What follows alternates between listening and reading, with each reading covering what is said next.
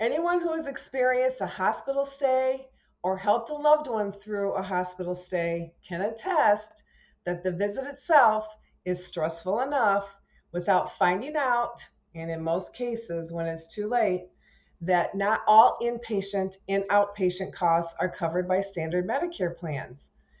And then you're on the hook for hundreds or even thousands of dollars more than you expected. That's where hospital indemnity coverage can come in handy. So, what is a hospital indemnity plan? Hospital indemnity insurance is a type of supplemental insurance that pays you cash for hospital stays, cash that you can spend as you see fit. It can help cover unexpected medical expenses and supplemental income while you're in the hospital. So if you've lost any income, you've lost days at work, it can help offset that cost. And this is a great plan that complements the Medicare Advantage plans, but hospital indemnity is available as a flexible supplemental coverage option for nearly any major medical plan, original Medicare, where you may have a Plan G or a Plan N, and especially Medicare Advantage plans. So let me ask you, do you know what your out of pocket maximum is and what your copay cost per day is if you were to stay in the hospital? Your Medicare Advantage plan has a maximum out of pocket cost that you are responsible for to pay for those copays per service, like lab work, test scans, copays for each day that you're in the hospital, up to maybe 5, 6, or even 7 days, depending on your plan. So you're going to pay up to that max out of pocket.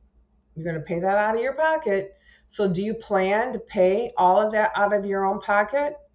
Are you prepared to dip into your savings account or your retirement income to cover that difference? So, this is where hospital indemnity insurance was designed to fill the coverage gaps that Medicare Advantage plans create through copays and max out of pocket costs. Plus, it also includes some services that aren't even covered by your basic plan.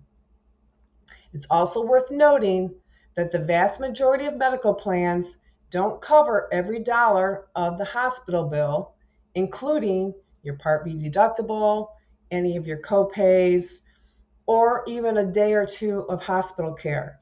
So, for example, every day you're in the hospital, depending on your plan could be a $350 copay per day that you're in the hospital. So $350 for the first day, $350 for the second day, not including all of the tests that they're doing. So all those copays do add up. Now it's going to go up to your max for the year, and then it starts over again in January. So are you prepared to do you have some money off to the side to help cover any of unexpected emergency visits that you certainly weren't expecting to happen? So what we can do is that we can do an analysis of your plan and find out what those costs are. We can customize it to fit your plan.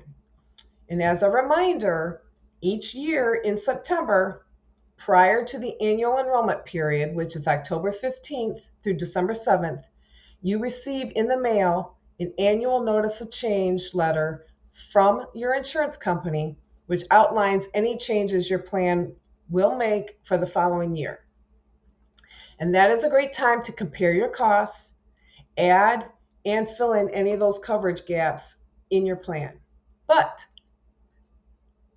the good news is that we can add a hospital indemnity plan any time of the year.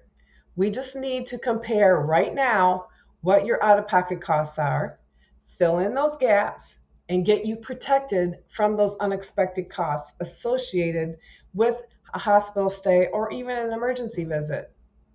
My mother was just in the was sent to an emergency room. It turned into 3 days unexpectedly. My sister had to take her.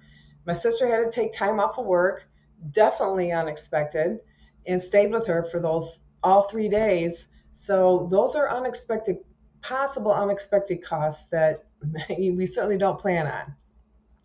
And according to the Center for Medicare Advocacy, it's becoming a trend for doctors to place patients under observation, which marks them as outpatient instead of admitting them into an inpatient ward. But the good news is, under the hospital indemnity, coverage is provided for observation unit stays at the same daily benefit amount as an inpatient stay.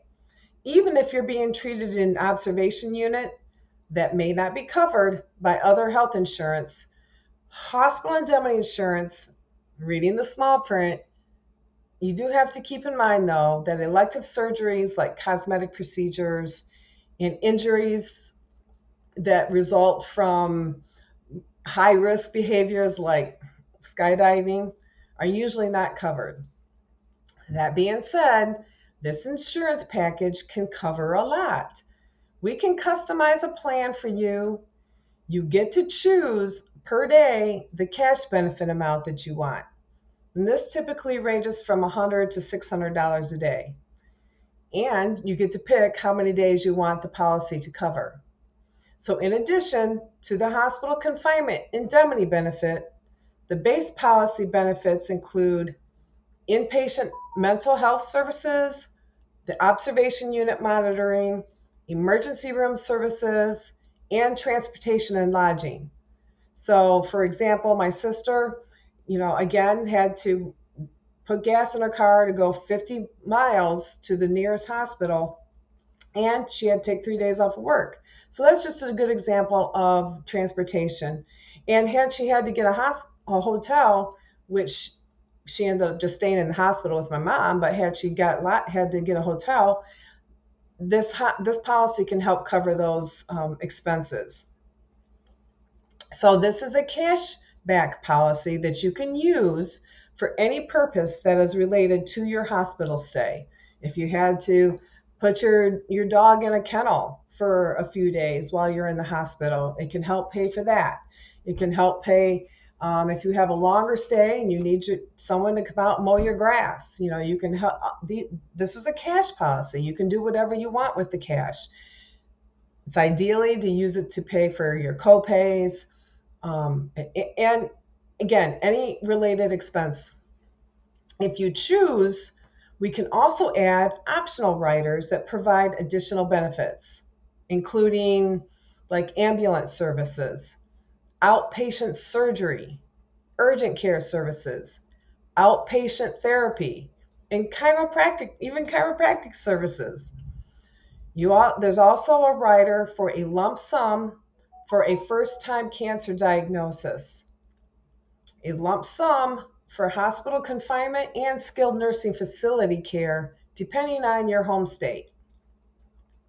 And with Medicare Advantage plans, two of the biggest expenses that you can face are the inpatient hospitalization, which is those copays per day. Your copay could be $350 a day, and cancer treatments, as Medicare Advantage only covers 80% of cancer treatments, and you are responsible for the other 20%. And in any medications that are not administered by the doctor. So, for example, my husband was just diagnosed with prostate cancer, and we have now out-of-pocket costs that we did not expect. So even if you had a Plan N, which is what my husband has, you have copays for your doctor visits. So when you're first trying to figure out the diagnosis of what's going on, you're going to go see your primary care, and then you're going to get blood work done. You're going to have MRIs and CT scans and PET scans and biopsy. And then when you figure out what it is, and then you're seeing all these different doctors. You're seeing the urologist, you're seeing the oncologist, the radiology oncologist. And you're seeing them multiple times within just a short period of time. So, and we had started our journey in October. Come January, it all starts over again. So your copays, your max out of pockets, all going to start over again in January. So you've got your Part B deductible to pay for. And now that we have a protocol of how to treat him, we are coming out of pocket for medication that isn't covered. It's not all of it's covered. So it might cover a portion of it, but you're still coming out of pocket. And we're coming out of pocket over $200 a month that we didn't expect to pay. And a lot of times, a lot of families are hit with a lot higher monthly medication costs. So that cancer, that first diagnosis cancer lump sum policy of $10,000 can help offset some of those costs that we are now coming out of pocket for. We're paying extra for vitamins. Our diet has changed. There's so many things that we didn't that has changed our life that is adding extra expenses. So that being said, that $10,000 cash can help offset some of those unexpected costs. The inpatient hospitalization part of the base policy benefit, in adding a cancer benefit rider can help offset, again, as I stated, the chemotherapy, the radiation, and any of the other treatments that you may be paying for. You could hit your out-of-pocket maximum multiple years with a cancer diagnosis. Again, because Medicare Advantage plans, your Part B deductible, those all reset every year. And a good thing about the cancer rider is it's a tax-free lump sum that you can do with it as you wish with the money. Go on a cruise if you want to. If a Medicare Advantage plan is right for you, and that's what you currently have, then adding a hospital indemnity insurance just makes good sense. And this combination often pays for itself. Go check out the other videos where I answer more hospital indemnity insurance questions. But let's evaluate your situation carefully. Give us a call, email us, or even text us. I'll put the link in the description below. Along with our Medicare and Social Security cheat sheet, you can download it and you can even book a consultation with us. For more information, visit ssgmedicare.com, where you'll find resources and more guidance. And check out our other YouTube videos on Social Security, Medicare, and final expense life insurance. So, is your family protected should you pass? Don't forget to subscribe and stay informed. Go find us on Facebook at Senior Solutions Group.